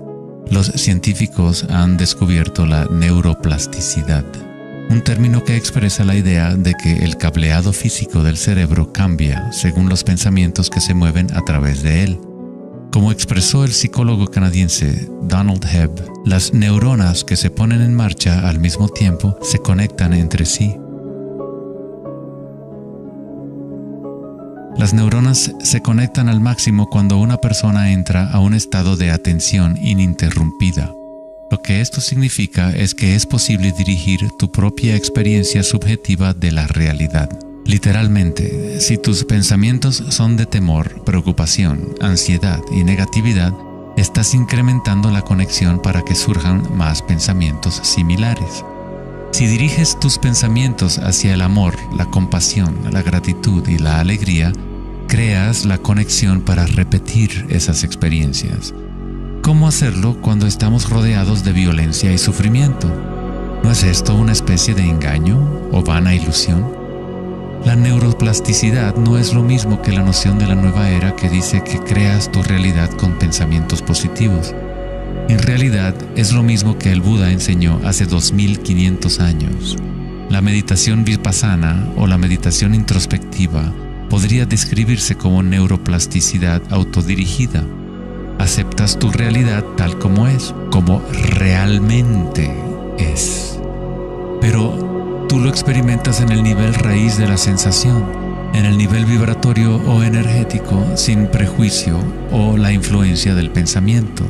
A través de una intención ininterrumpida en el nivel raíz de la conciencia, se crea la conexión para una percepción completamente diferente a la realidad.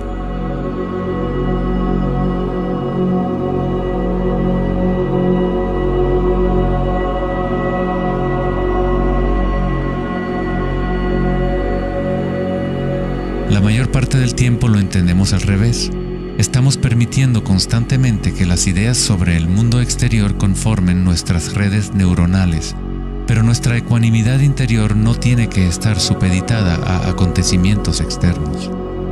Las circunstancias no importan, solo mi estado de conciencia importa. Meditación en sánscrito significa estar libre de cualquier tipo de medición o evaluación, libre de toda comparación, de todo devenir. No estás tratando de convertirte en algo más, estás de acuerdo con lo que es. La forma de superar el sufrimiento del reino físico es aceptándolo por completo, decirle que sí a todo para que se convierta en parte tuya en vez de tú ser parte de eso.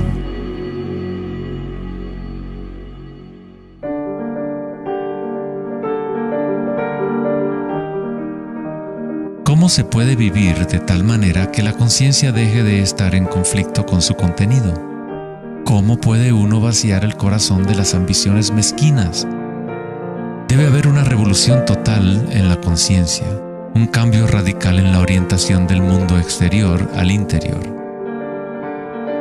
No es una revolución provocada solo por la voluntad o el esfuerzo, sino también por la entrega total, la aceptación de la realidad tal como es. Solamente desde el corazón podemos tocar el cielo. Rumi.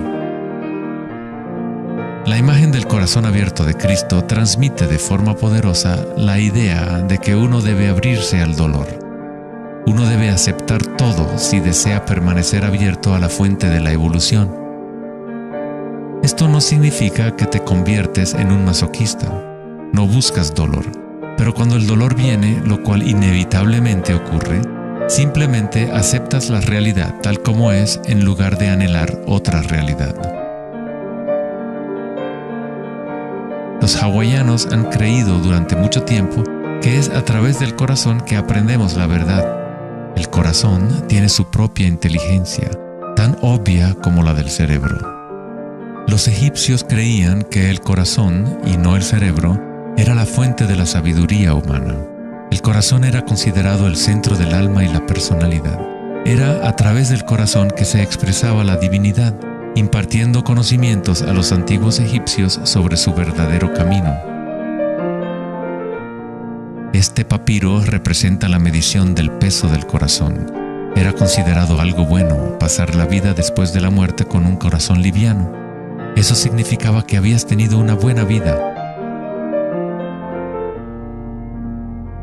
Una etapa universal o arquetípica que experimentan las personas en el proceso del despertar del centro del corazón es la experiencia de la energía personal como la energía universal.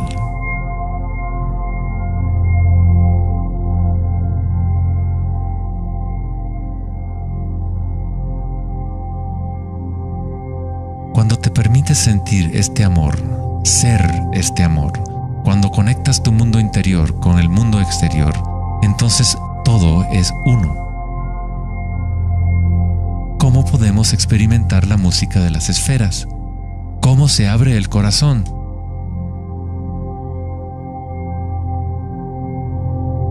Sri Ramana Maharshi dijo: Dios habita en ti, como tú, y no tienes que hacer nada para ser consciente de Dios o de ti mismo. Ya es tu estado verdadero y natural.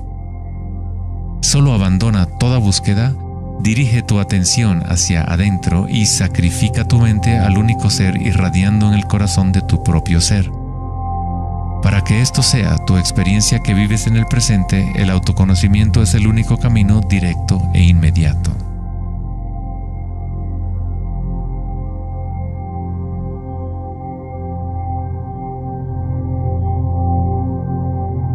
Cuando concilias y observas las sensaciones internas, tu vitalidad interior, estás observando en realidad el cambio. Esta fuerza del cambio es el surgimiento y la muerte que ocurren cuando la energía cambia de forma. El grado en que una persona ha evolucionado o alcanzado la iluminación es el grado en que uno ha adquirido la capacidad de adaptarse a cada momento o a transmutar la corriente de circunstancias humanas, siempre cambiantes, el dolor y el placer en gozo.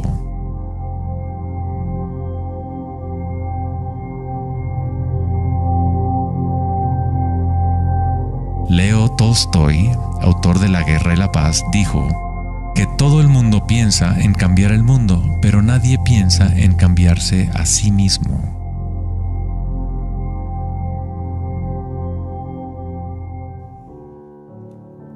Darwin dijo que la característica más importante para la supervivencia de la especie no es la fuerza o la inteligencia, sino la capacidad de adaptación a los cambios.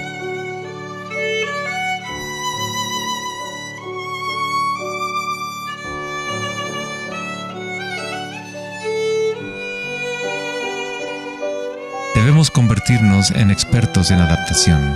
Esta es la enseñanza budista de Anicca. Todo está surgiendo y desapareciendo, cambiando. El cambio es constante. El sufrimiento existe solo porque nos apegamos a una forma particular.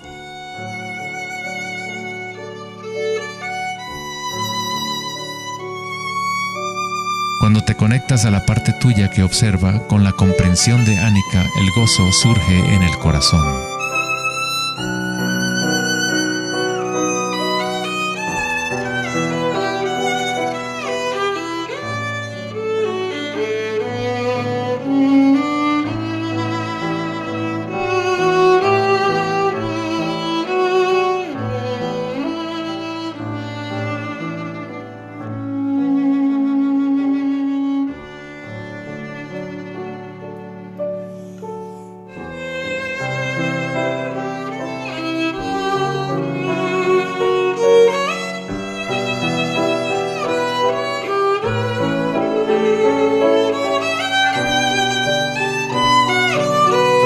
Santos, sabios y yogis a lo largo de la historia han descrito de una manera unánime la unión sagrada que se produce en el corazón, ya sean las obras de San Juan de la Cruz, los poemas de Rumi o las enseñanzas tántricas de la India.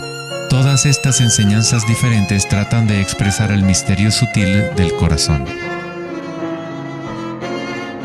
En el corazón, esta es la unión de Shiva y Shakti, la penetración masculina en la espiral de la vida y la entrega femenina al cambio. Atestiguar y aceptar de forma incondicional todo lo que es. Con el fin de abrir tu corazón, debes abrirte a los cambios. Vivir en el mundo aparentemente sólido, danzar con él, comprometerte con él, vivir en plenitud, amar por completo, pero sabiendo que es transitorio y que, en última instancia, todas las formas se disuelven y cambian. El gozo es la energía que responde a la calma. Surge al vaciar la conciencia de todo contenido.